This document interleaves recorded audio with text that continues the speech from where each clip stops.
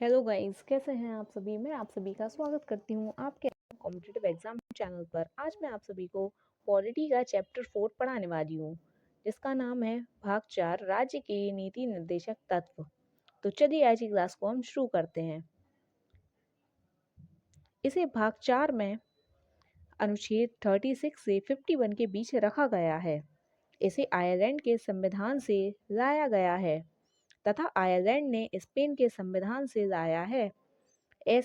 यह ऐसे तत्व हैं जो देश के लिए आवश्यक हैं, किंतु संविधान बनाते समय सरकार के पास इतने धन तथा संसाधन नहीं थे जो उन्हें उपलब्ध करा सके।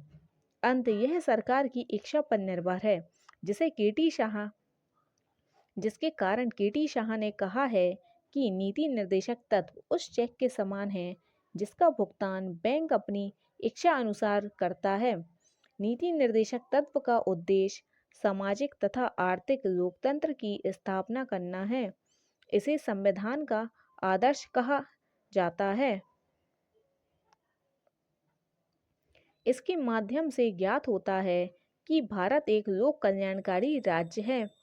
अनुच्छेद 36 नीति निर्देशक तत्व के संदर्भ में राज्य की परिभाषा।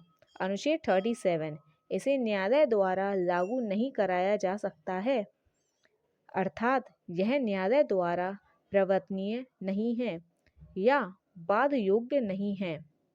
अनुच्छेद 38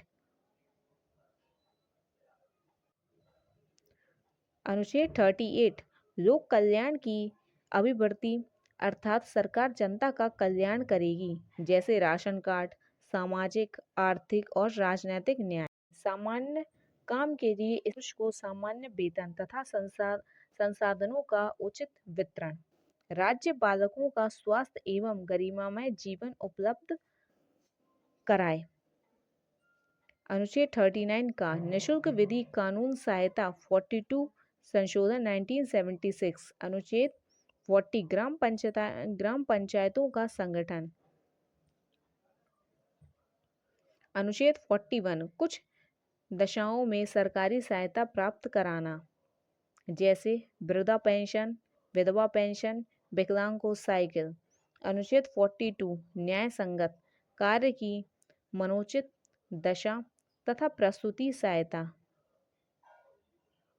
उपलब्ध कराना, जैसे गर्भवती महिला द्वारा कठोर शारीरिक श्रम न करना। अनुच्छेद 43 निर्वाह योग्य मजदूरी, अर्थात इतना वेतन दिया जाए कि परिवार चला सके।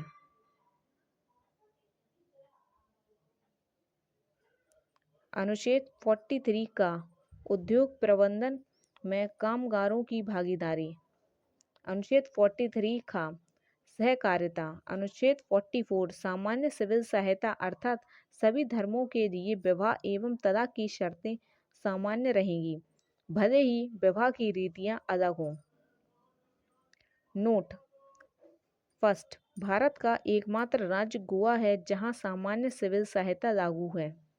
सेकंड, अपराध के कानून को दंड सहायता तथा चुनाव के कानून को आचार सहायता कहते हैं। अनुच्छेद 45 6 वर्ष से कम आयु के बच्चों के स्वास्थ्य का ध्यान रखना सरकार की जिम्मेदारी है तथा 6 से 14 वर्ष की आयु के बच्चों का निःशुल्क शिक्षा देना सरकार की जिम्मेदारी है। नोट शिक्षा के अधिकार को मूल अधिकार बनाकर 21 का 86 संशोधन 2002 में जोड़ दिया है। अनुच्छेद 46 SC, ST, OBC के लिए विशेष आरक्षण। अनुच्छेद 47 सरकार पोषायुक्त आहार उपलब्ध कराएगी तथा नशीली दवाइयाँ एवं शराब पर प्रतिबंध लगाएगी। अनुच्छेद 48 कृषि एवं पशुपालन की वृद्धि तथा दुधारू पशुओं के हत्या पर प्रतिबंध।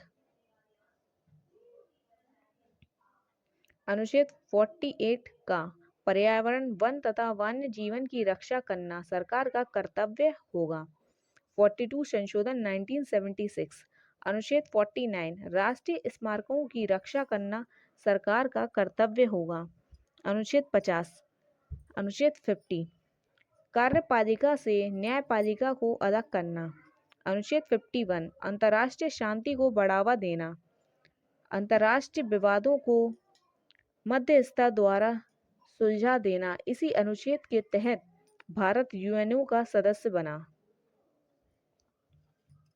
राज्य के नीति निर्देशक तत्व का वर्गीकरण।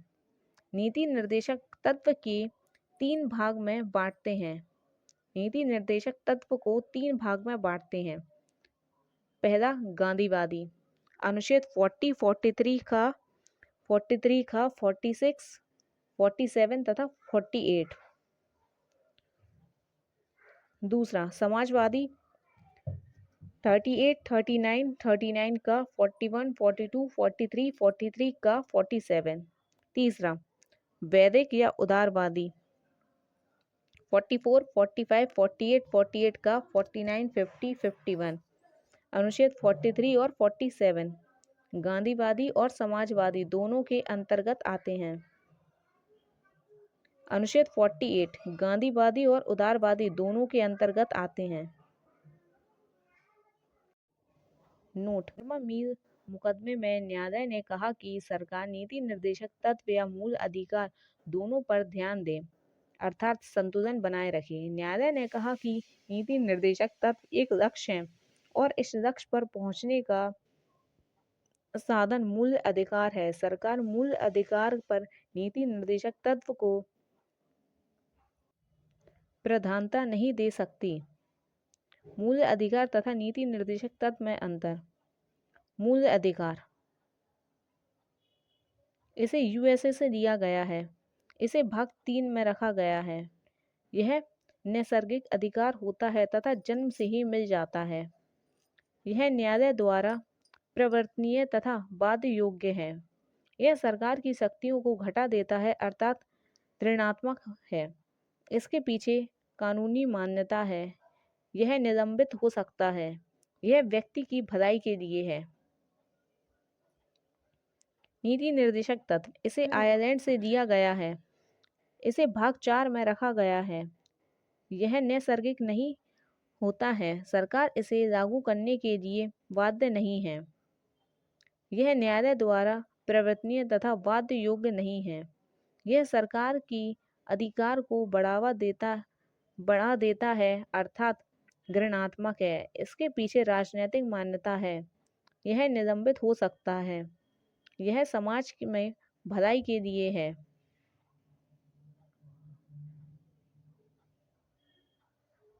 स्मरणीय तथ्य, संविधान के भाग 4 में उल्लिखित नीति निर्देशक तत्वों को निम्नलिखित 5 समूहों में बांटा जा सकता है। पहला, आर्थिक न्याय संबंधी निर्देशक तत्व। दूसरा, सामाजिक न्याय संबंधी निर्देशक तत्व। तीसरा, राजनीतिक न्याय संबंधी निर्देशक तत्व। चौथा, पर्यावरण संबंधी निर्देशक तत्व।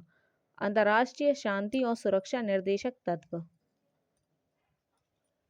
डॉक्टर भीमराव अंबेडकर ने राज्य के नीति निर्देशक तत्व को भारतीय संविधान की अनोखी विशेषता कहा।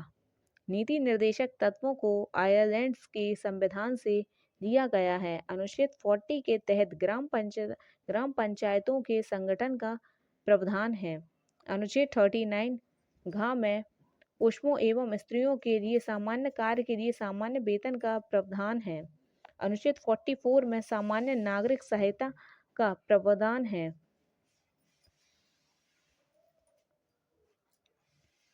शराबबंदी संविधान की धारा 47 में निर्देशित है। अनुच्छेद 46 में अनुसूचित जातियों, अनुसूचित जनजातियों और अन्य दुर्बल वर्गों के शिक्षा और अर्थ संबंधी हितों की अभिवृद्धि का उल्लेख है। अनुच्छेद 48 का में पर्यावरण का संरक्षण तथा संवर्धन और वन्य एवं वन्य जीवों की रक्षा का वर्णन है। राज्य के नीति के निर्देशक तत्व एक ऐसा चेक है जो बैंक की सुविधा अनुसार अदा किया जाएगा। यह कथन केटी शाह का है। अगर वीडियो अच्छी लगी हो तो लाइक करें, कमेंट करें, अपने दोस्तों के साथ शेयर करें और चैनल को सब्सक्राइब ज़रूर कर दें, जिससे कि न्यू वीडियो आते साथ ही सबसे पहले आपके पास पहुंच जाए। और अगर आपको इस क्लास की पीडीएफ चाहिए तो आपको डिस्क्रिप्शन में टेलीग्राम चैनल की लिंक मिल जाएगी, वहां जाकर टेलीग्राम को ज्वाइन कर लें और पीडीएफ को डाउनलोड करें। Thank you.